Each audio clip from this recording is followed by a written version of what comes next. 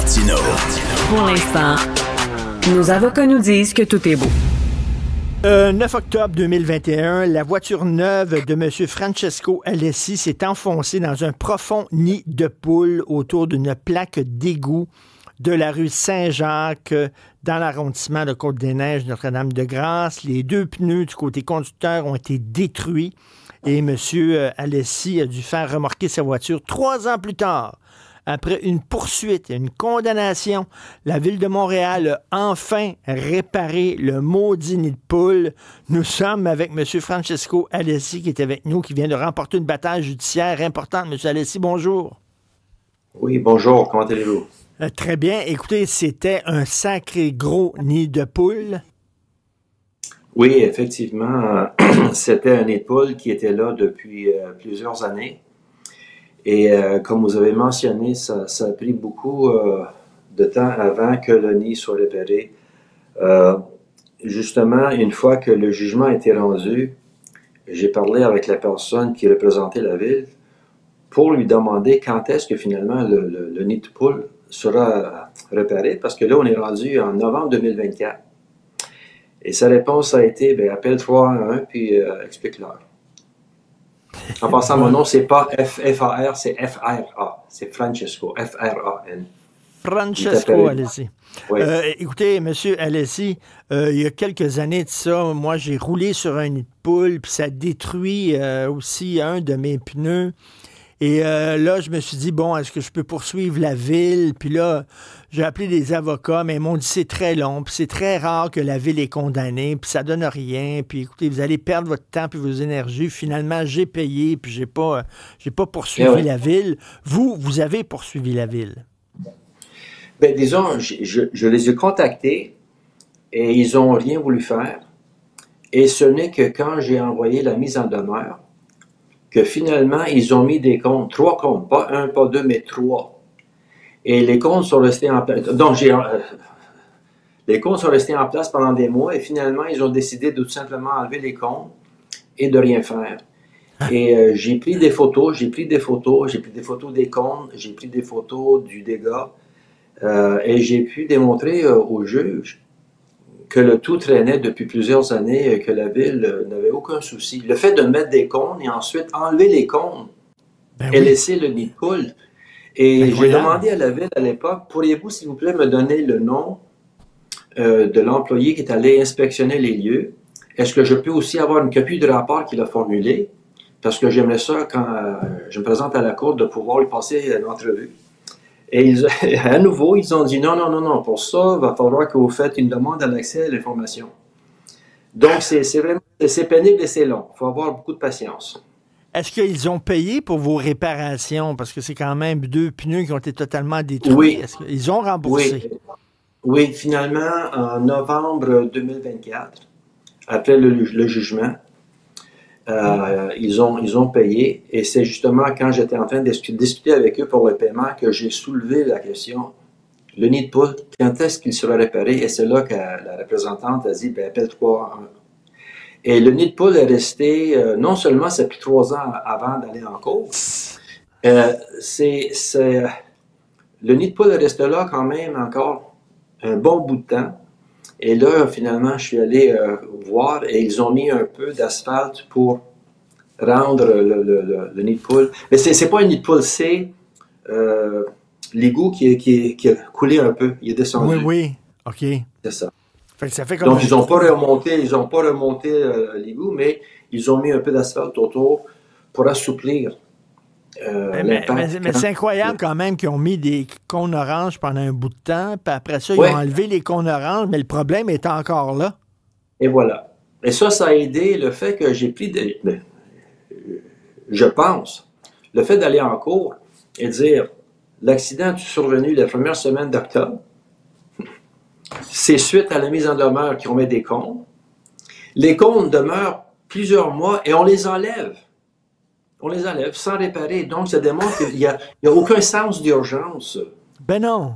Non, il n'y a aucun sens d'urgence. Et M. Alessi, je me demande qu'est-ce qui arriverait si jamais, mettons, des citoyens, il y a un nid de poule, là, puis la ville fait rien. Si, mettons, les citoyens se mettent ensemble, jettent de la garnotte, puis mettent la garnotte dans le nid de poule, puis mettent de la terre dessus, puis essaient de le réparer eux-mêmes, je suis sûr que la ville ne serait pas contente.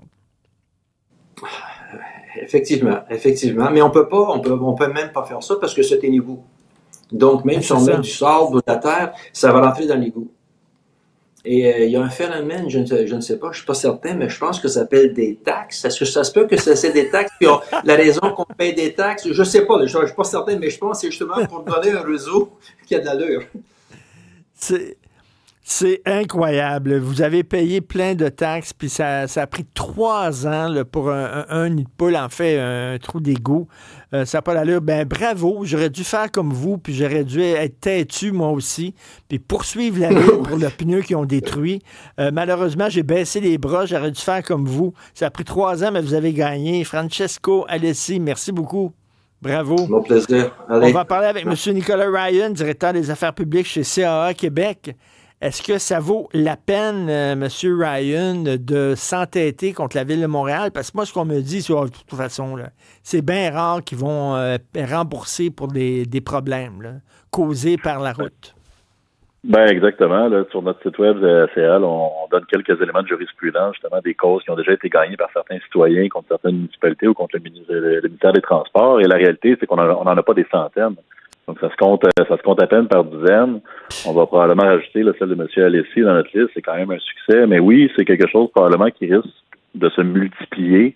On le sait, l'état des routes se dégrade. Donc, certains citoyens, là, exaspérés par la situation, quand c'est la 2e, 3e fois que ça arrive au même endroit et qu'il n'y a rien qui a été fait, oui. À ce moment-là, on vient remplir justement là, les 2 grands éléments qui permettent à un citoyen de poursuivre une ville, à savoir que la ville était au courant de la situation et qu'elle a fait preuve de négligence en ne corrigeant pas la situation. Monsieur Ryan, quand ça m'est arrivé, moi, avec mon auto, c'était sur l'avenue des Pins à Montréal, paf!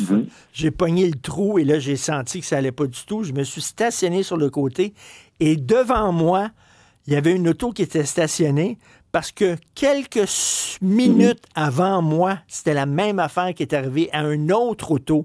Fait que le gars, il était lui aussi en train d'enlever la roue puis de mettre sa roue de secours exactement comme moi. Là, c'était dans 5 minutes, c'était 2 automobiles. Ça doit arriver souvent, ça, là. Oui, moi aussi, exactement la même histoire. Moi, c'était à la sortie de P9, à l'époque de la 40. Ça arrive à plusieurs personnes. La réalité, c'est que la plupart des gens vont se mordre l'intérieur de la bouche en allant payer au garage et feront pas justement le chemin de croix. Là. Donc, 3 ans de temps là, pour M. Alessi, c'est quand même beaucoup de temps. Il a fallu qu'il monte son dossier. Le fardeau de la preuve incombe aussi aux citoyens. Donc, avec la loi qui est en place, justement, là, les villes sont pas responsables des dommages qui sont faits soit aux pneus ou à la suspension, à moins qu'on prouve justement qu'il y a eu une négligence. Donc, le fardeau de la preuve qui est dans les mains du citoyen, c'est quand même pas tout le monde qui a des notions juridiques ou qui est capable de monter un bon dossier, qui a le temps d'aller faire ça jusqu'à la cour. On voyait les chiffres dans le Journal de Montréal ce matin des réclamations, même si on a atteint un record déjà là, pour 2025 par rapport au nombre de réclamations. N'en demeure pour moi, il n'y en a pas beaucoup qui sont payés au final. C'est pas des gros montants là, qui ont été déboursés par la Ville de Montréal. Donc, c'est fâchant pour les citoyens. Est-ce que vous encouragez les citoyens à faire ça, comme M. Alessi? Toujours. Si jamais justement le dossier est bon, en bout de ligne, c'est ça, c'est 2 éléments qui doivent être prouvés. Le premier, c'est que le trou en question existait déjà ou que le danger existait. M. Alessi est allé voir des images justement sur Google Maps, c'est une chose qu'on peut faire. Souvent, les gens, ils font le même parcours à chaque jour. Donc, si par exemple, vous allez au travail à tous les jours, vous savez qu'à tel coin de rue, il y a un danger, bien, signalez-le au 311, vous allez avoir une preuve que vous l'avez signalé. Si rien n'est fait et que malencontreusement, il arrivait un accident sur votre voiture là, dans les semaines qui suivent, à ce moment-là, vous pouvez exprimer, je l'ai signalé, il y a eu un danger, vous ne l'avez pas remplacé, donc c'est de la négligence de votre part, et peut-être qu'à ce moment-là, les gens vont réussir à aller chercher là, quelques centaines de dollars pour réparer leur voiture. En terminant, c'est quoi le problème? Pourquoi ça a pris 3 ans avant qu'ils finissent par régler ça? Il y en a trop de nids de poules, puis il n'y a pas assez de colle bleue, quoi? C'est la bonne question à se poser. Ce que je peux vous dire, c'est que le déficit de maintien d'actifs à travers toute la province, donc pas juste à Montréal, est très, très, très élevé. Ça, c'est l'argent qu'on aurait besoin aujourd'hui pour remettre notre État simplement en état de, je vous dirais, acceptable, même pas un bon état. Ça coûterait 22,5 milliards en ce moment, en 2025, pour réparer tout le réseau routier du Québec. Est-ce qu'on a les moyens de faire ça présentement? Je pense que la réponse est non. et ça va s'aggraver dans les prochaines années. Ben oui, puis il y a même des cyclistes maintenant qui tombent dans les nids de poules devant les caméras internationales. On était la risée du monde entier ce week-end. Merci, M. Nicolas Ryan, directeur des affaires publiques chez CAA Québec. Bonne journée.